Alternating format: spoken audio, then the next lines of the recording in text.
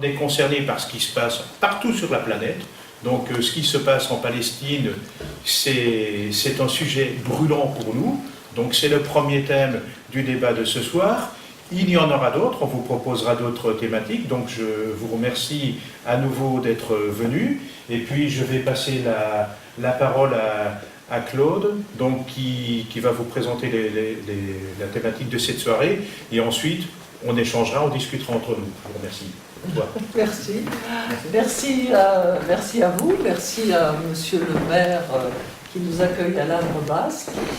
Pour nous, c'est très simple. J'ai déjà eu l'occasion de discuter avec plusieurs personnes et ça fait plaisir de voir que c'est pas inconnu la Palestine, voilà, même ici, puisque plusieurs personnes ici sont allées en Palestine, d'où l'intérêt pour cette soirée.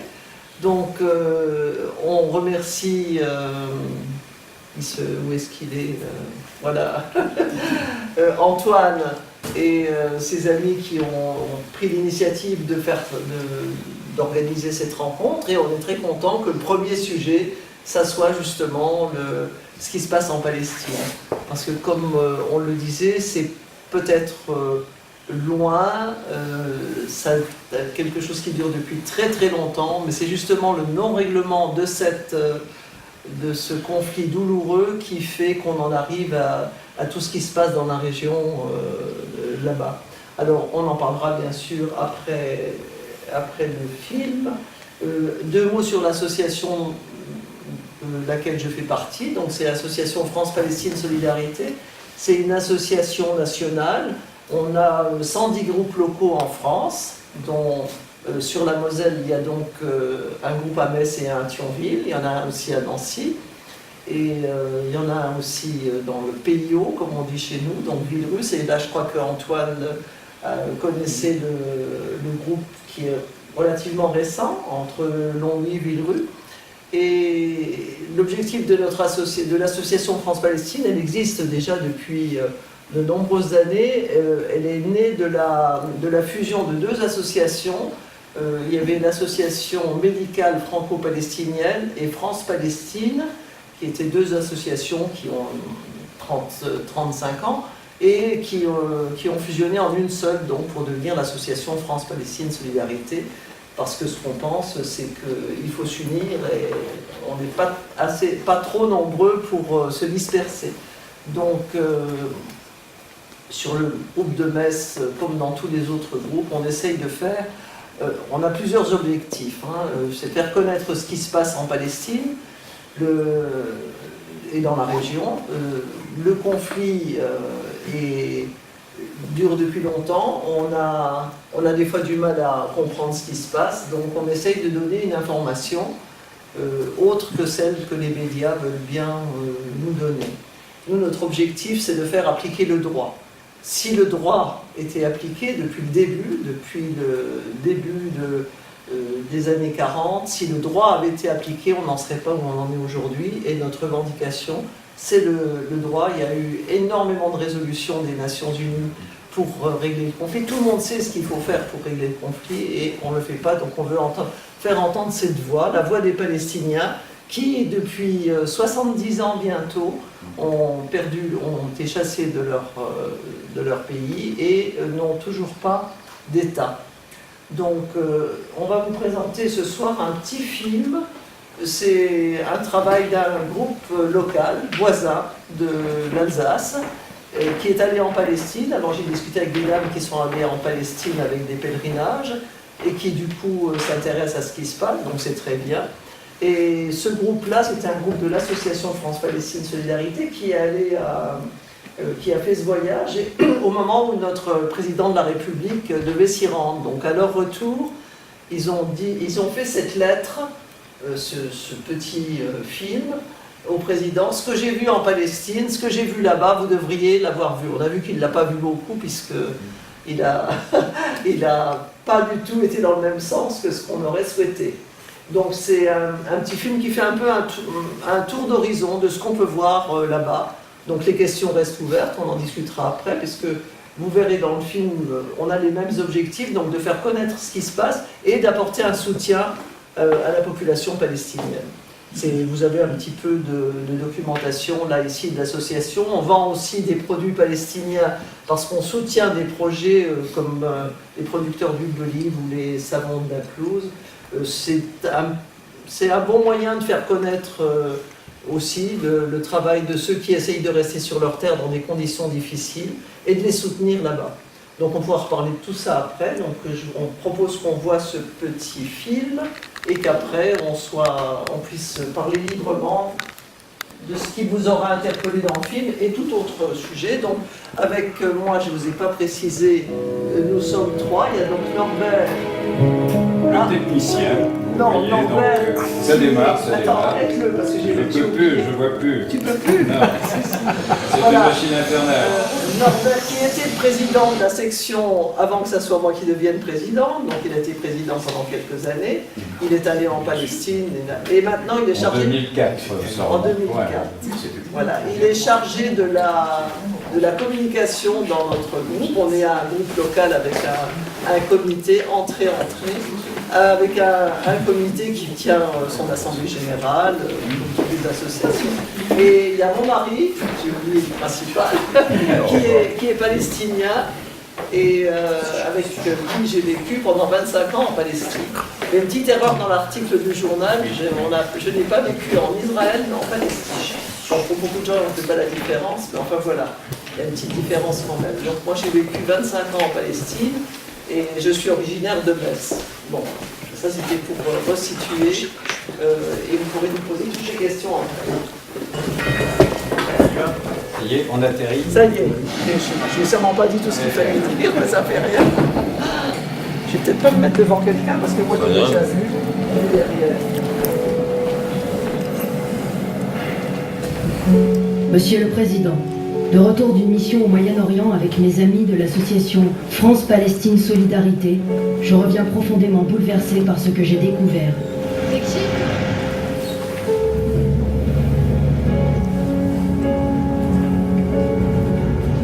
Bien sûr, je savais en partant que les Palestiniens vivaient une situation difficile. J'avais entendu parler de l'occupation militaire, de la colonisation des terres palestiniennes, de l'existence d'un mur qu'ici les médias qualifient de barrière de sécurité, de prisonniers politiques palestiniens qui nous sont présentés comme des terroristes.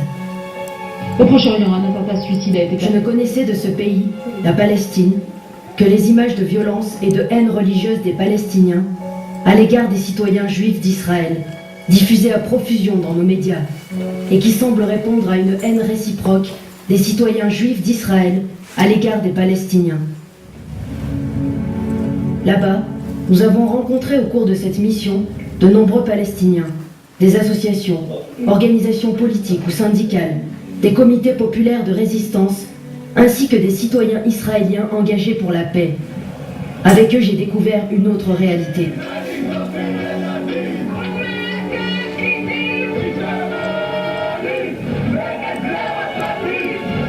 J'ai découvert un peuple palestinien de près de 10 millions de citoyens qui vit l'indicible, sous occupation et dans les camps de réfugiés. J'ai découvert en Israël des mouvements politiques et associatifs importants qui se battent pour l'égalité des droits, la fin de l'occupation et la paix. J'ai vu tout au long des routes des territoires palestiniens occupés, des colonies installées sur les terres confisquées aux paysans palestiniens, entourées de barbelés et de murs de protection. J'ai vu les ordres militaires de confiscation de terres pour la construction du mur, les ordres militaires de démolition des maisons palestiniennes et le triste spectacle de leur ruine après le passage des bulldozers. J'ai vu, autour de ces colonies, ces immenses espaces dédiés à leur sécurité, qui font qu'aujourd'hui, près de la moitié du territoire de la Cisjordanie est interdit d'accès à ses habitants. J'ai vu ces routes réservées aux colons, interdites aux Palestiniens. Les tunnels par lesquels les Palestiniens doivent passer, sous les routes des colons, pour rejoindre leur village, les obligeant à d'importants détours pour se rendre à leur destination. Ces immenses panneaux rouges interdisant aux Israéliens d'aller dans les villages à la rencontre des Palestiniens. J'ai vu à Hébron, ville palestinienne de plus de 150 000 habitants, les rues de la vieille ville, gardées par des soldats israéliens, réservées aux colons israéliens et interdites aux habitants palestiniens. J'ai vu ces points de contrôle militaire, avec ces barrières et ces tourniquets, où les Palestiniens sont filtrés comme des animaux. J'ai vu ces rues avec ces magasins fermés, ces filets métalliques qui ont été placés au-dessus des rues du souk pour protéger les passants des ordures jetées par les colons israéliens qui ont investi des appartements aux étages supérieurs.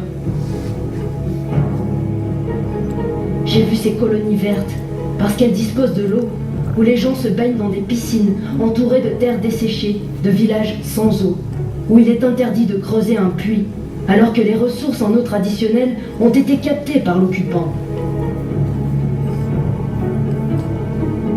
J'ai vu à Ramallah, cette association de soutien aux prisonniers politiques palestiniens, Adamir, qu'ici le gouvernement considère comme une organisation terroriste. Sa présidente, Khalida Jarrah, est députée au Parlement palestinien. Élue du Front populaire de libération de la Palestine, elle nous raconte les prisonniers, comme Salah Hamouri l'avait fait en France. Ils sont près de 5000. Ils sont emprisonnés après des arrestations arbitraires. Il suffit de protester contre l'occupation ou d'appartenir à un parti politique. Des députés du Parlement palestinien sont en prison, comme au pire moment de notre propre histoire. Des enfants sont détenus durant des mois, voire des années. 236 mineurs détenus, dont 44 de moins de 16 ans. Certains prisonniers sont détenus depuis plus de 25 ans, d'autres sont en détention administrative depuis de longues années, sans jugement, sans même d'accusation, pour de soi-disant raisons de sécurité. Ils n'ont pas accès à leur dossier d'accusation. Certains meurent, faute de soins, d'autres après avoir subi des expériences médicales. Les interrogatoires se font sous la torture, parfois suivis de la mort du prisonnier. Pratiquement tous sont détenus en Israël, en violation de toute convention internationale. Les familles doivent obtenir une autorisation d'entrée sur le territoire israélien pour leur rendre visite. Celle-ci est souvent refusée aux hommes de 25 à 50 ans. On comprend la détresse du prisonnier et celle de sa famille, qui dans ces conditions est mise dans les plus grandes difficultés pour assurer son droit de visite.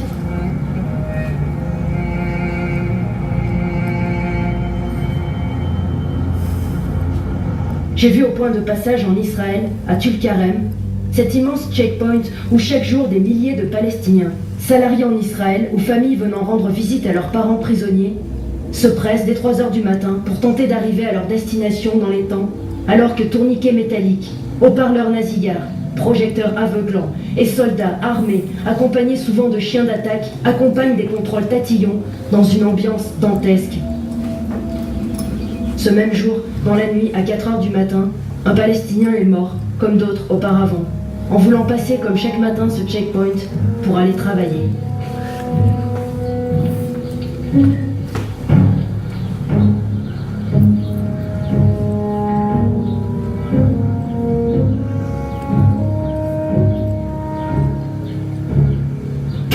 Ce que j'ai vu m'a fait comprendre ce que veut dire l'occupation coloniale de son pays pour un peuple. D'abord par l'installation massive des colonies en Cisjordanie, puis invoquant des raisons de sécurité, l'État d'Israël a installé 700 points de contrôle militaire, et enfin un mur de l'apartheid de 800 km de long, créant une séparation non seulement entre Palestiniens et Israéliens, mais aussi et surtout entre Palestiniens et Palestiniens. Ce système complet qui inclut les colonies, les points de contrôle, le mur, les routes de ségrégation, la confiscation des ressources naturelles, font partie d'une même matrice, ayant pour but de modifier la nature même du territoire palestinien, le faisant passer de terre palestinienne avec des colonies à terre israélienne avec ghetto palestinien.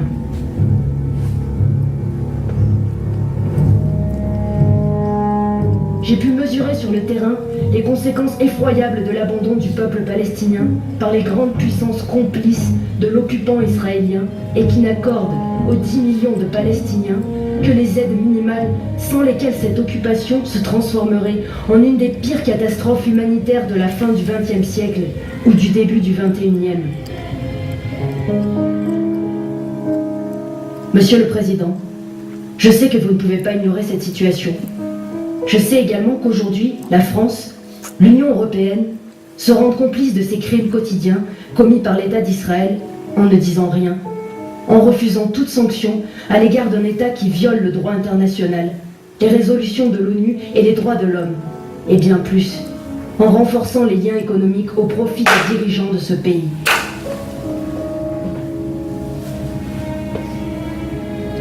Mais j'ai vu également un peuple palestinien debout, des gens, des femmes et des hommes, des adolescents, des familles, non pas animés par la haine, un désir de vengeance ou une volonté de conquête, mais de cette simple volonté de vivre, qui donne au peuple de la terre cette capacité de résister face à la brutalité d'une armée coloniale d'occupation.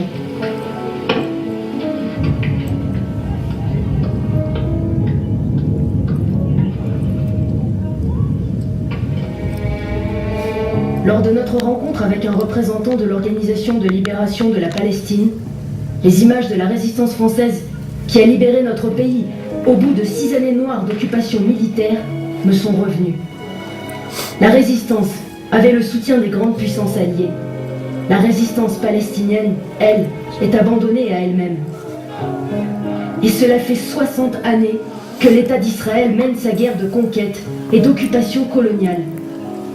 Et pourtant, opiniâtrement, dans chaque geste quotidien, du plus banal au plus héroïque, le peuple palestinien résiste, sans haine, en développant un vaste mouvement de résistance populaire non violent, avec ses manifestations non violentes, chaque vendredi, contre le mur d'apartheid et l'occupation, violemment réprimés à coups de grenades lacrymogènes, de tirs sur les manifestants, de descentes nocturnes, des tels ou tels manifestants que des soldats ont repérés avec leurs jumelles lorsqu'il avait eu l'imprudence de manifester à visage découvert. It is very creative. It's taking the initiative in our hand and proving that even with non-violent, peaceful resistance, we can achieve our freedom and our independence. J'ai vu un peuple debout défendre sa terre et sa culture, faite depuis près de 2000 ans de coexistence entre les 3 religions qui ont pris naissance dans ces contrées. En faisant un immense effort d'éducation et de formation de la jeunesse, malgré les difficultés liées à l'occupation. En réhabilitant des parties de villages vieilles de 2000 ans et abandonnées au cours des dernières années, comme à Der Yestia. En développant la culture théâtrale, comme le Théâtre populaire de la Liberté du camp de réfugiés de Jenin. En produisant, avec ses coopératives, une huile d'olive de réputation internationale.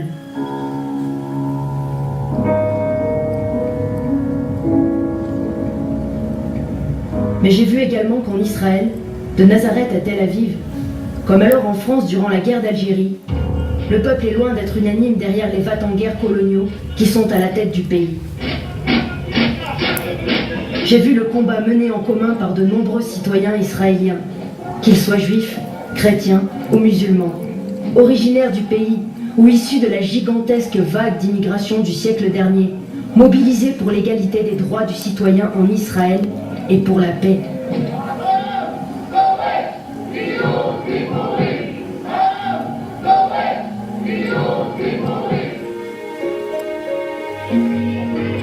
Alors me sont revenues les images de la lutte pour les droits civiques aux USA, avec Martin Luther King, ou contre l'apartheid en Afrique du Sud, avec Nelson Mandela. Ce sont eux les héros d'aujourd'hui, les citoyens du futur, dans un État d'Israël laïque, débarrassé de ses fantasmes de conquête coloniale pour les 1000 ans à venir, et construisant son avenir dans une coopération pacifique avec ses voisins.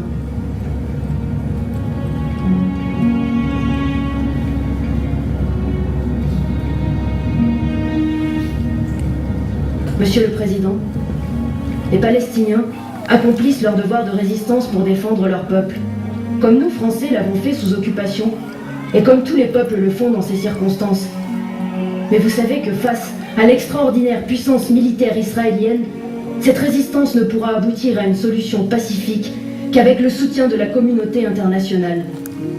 Plutôt que de fermer les yeux, boucher vos oreilles et rester muets devant l'intolérable, plutôt que de vous plier aux diktats des criminels de guerre qui dirigent aujourd'hui l'État d'Israël, écoutez la voix de ceux avec qui demain vous pourrez dire, comme vous le dites à propos de Martin Luther King ou Nelson Mandela, nous avons été du côté de l'humanité, des droits de l'homme, de la justice et de la paix. Représentant d'un grand pays, vous avez, si vous le voulez, les moyens d'agir pour que cesse cette situation. Monsieur le Président, j'ai voulu par cette lettre vous appeler à vos responsabilités, qui sont celles que nous, citoyens attachés aux droits de l'homme, à la justice et au droit international, vous avons confiées.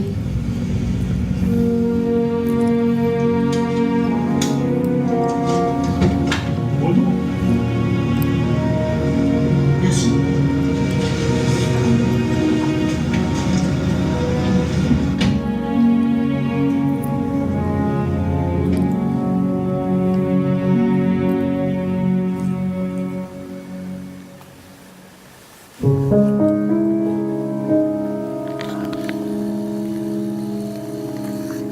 Thank you.